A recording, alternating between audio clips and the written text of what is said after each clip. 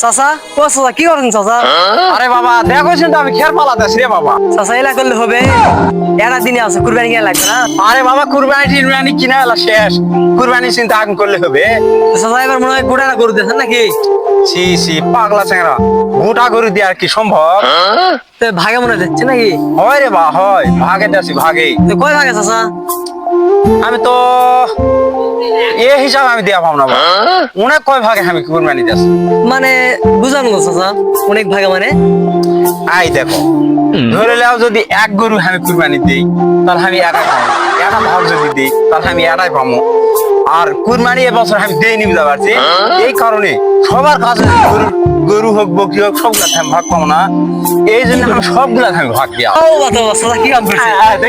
দেখছেন আমার কুরবানি দেওয়ার কথা শুনে হুজুর নিজেই অজ্ঞান হয়ে গেছে, তাহলে কেঙ্কা কুরবানি দিয়ে আসে।